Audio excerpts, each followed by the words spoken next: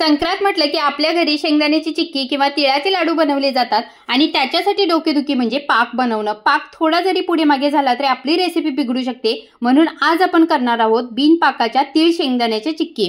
तर इथे मी कढईमध्ये 1 वाटी तीळ भाजून घेतले, त्याच वाटीने 2 वाट्या शेंगदाणे सुद्धा भाजून गार करत ठेवले. एका ताटाला तूप ग्रीस करून ठेवलं आणि हे शेंगदाणे तीळ गार झाल्यानंतर शेंगदाण्याच्या साली काढल्या आणि या दोन्हींची मिळून बारीक पावडर करून घेतली. आता या पावडरमध्ये वेलची पावडर मिक्स करून ठेवलेली आहे. कढईमध्ये तूप 1 चमचाभर तूप घातलं आणि त्याच्यामध्ये 3 वाट्या गूळ मेल्ट करून घेतला. आता याच्यामध्ये लगेचच आपल्याला ही शेंगदाण्याची आणि तिळाची पावडर मिक्स करायची आणि चांगलं मिक्स करून घेतल्यानंतर लगेचच ग्रीस केलेल्या ताटामध्ये पसरवून घ्यायचं आणि थोडं सेट झाल्यानंतर याच्या वड्या कापून घ्यायच्या आणि पूर्ण थंड झालं की मग या वड्या आपल्याला वेगळ्या करायच्या. मस्त खमंग खुसखुशीत आपल्या ह्या तीळ शेंगदाण्याच्या वड्या तयार होतात. तर नक्की ट्राय करा आणि लाईक शेअर सबस्क्राईब करायला विसरू नका.